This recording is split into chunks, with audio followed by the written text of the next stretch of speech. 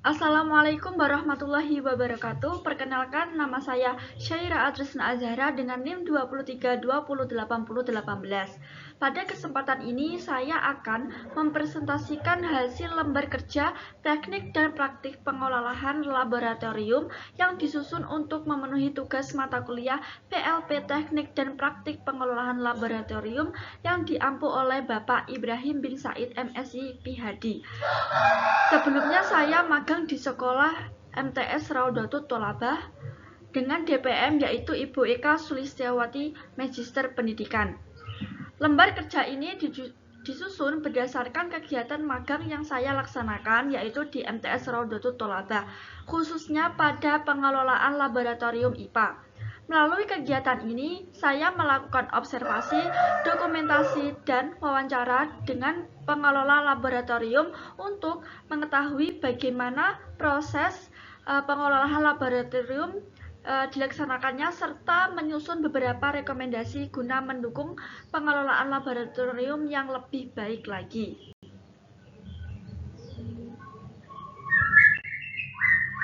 Untuk LK yang pertama yaitu perencanaan laboratorium pendidikan. Nah, di sini saya membahas tentang perencanaan laboratorium IPA di MTS Raudatul Tholabah.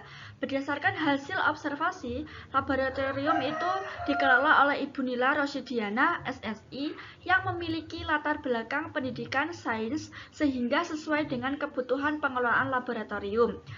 Selanjutnya, saya itu menyusun beberapa dokumen perencanaan berupa visi, misi, jadwal penggunaan laboratorium, dan TOR sebagai rekomendasi untuk mendukung pengelolaan laboratorium yang lebih terarah, aman, dan efektif dalam menunjang kegiatan pembelajaran IPA. Jadi di sekolah MTS Raudatul Tholabah ini belum memiliki visi, misi, dan TOR sehingga saya itu merekomendasikan visi misi itu kepada pengelola laboratorium.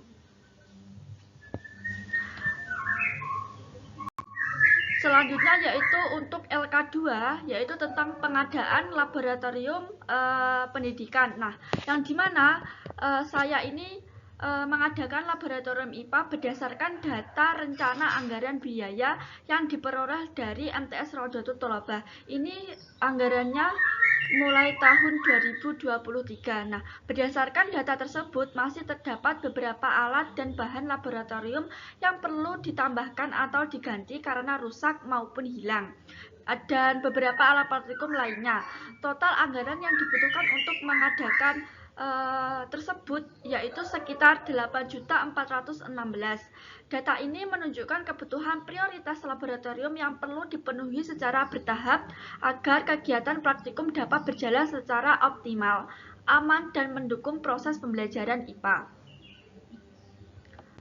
Selanjutnya untuk LK3 yaitu inventarisasi laboratorium pendidikan. Nah, yang dimana inventarisasi laboratorium IPA ini berdasarkan data dan inventaris yang diperoleh dari MTS Raudatul Tholabah.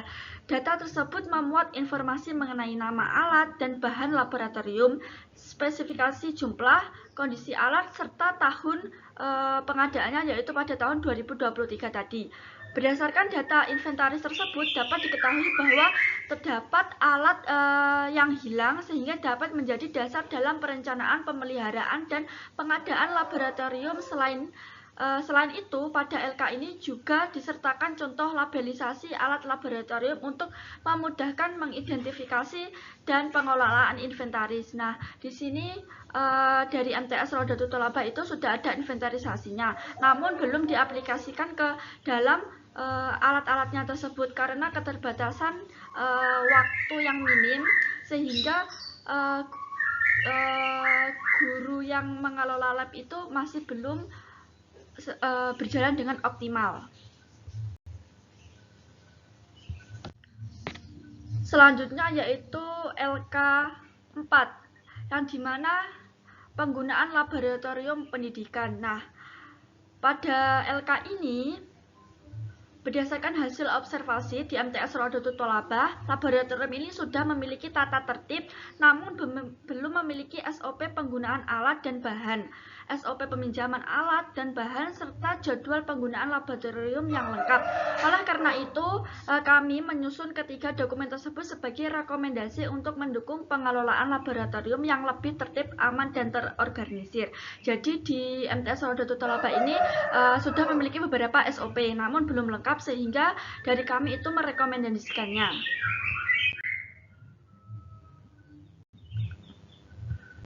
Selanjutnya yaitu LK5 tentang pemeliharaan laboratorium IPA.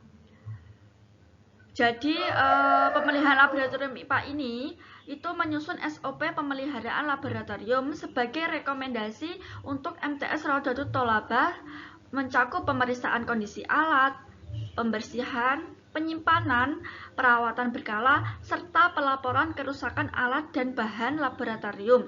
Selain itu, saya juga menyusun jadwal pemeliharaan laboratorium agar kegiatan pemeliharaan itu dapat dilakukan secara rutin dan terencana, sehingga kondisi laboratorium itu tetap bersih, aman, dan siap digunakan untuk kegiatan praktikum.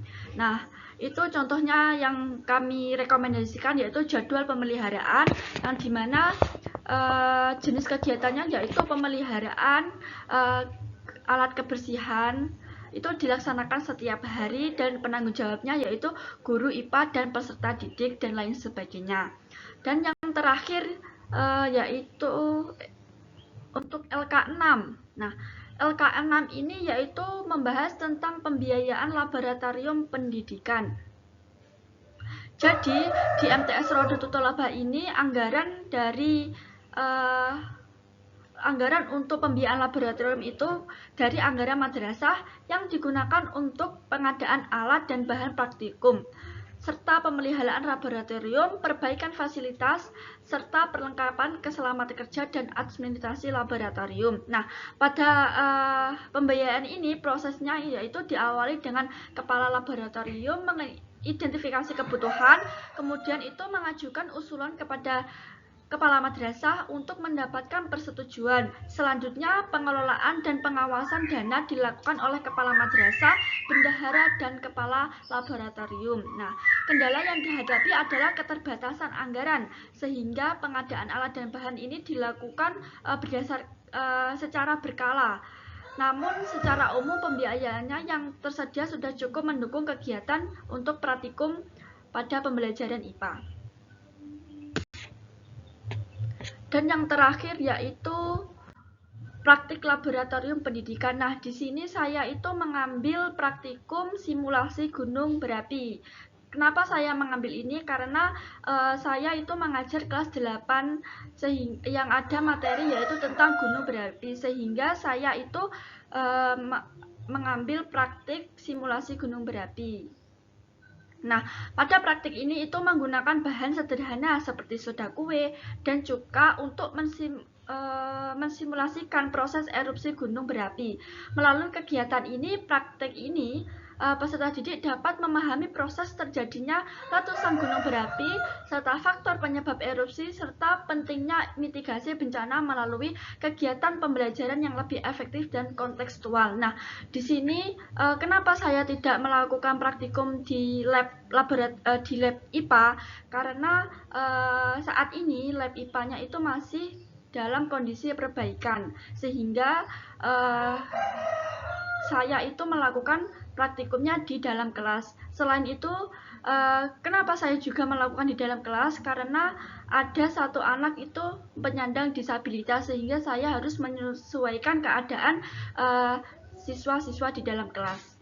Mungkin itu saja yang bisa saya sampaikan, kurang lebihnya saya mohon maaf. Wassalamualaikum warahmatullahi wabarakatuh.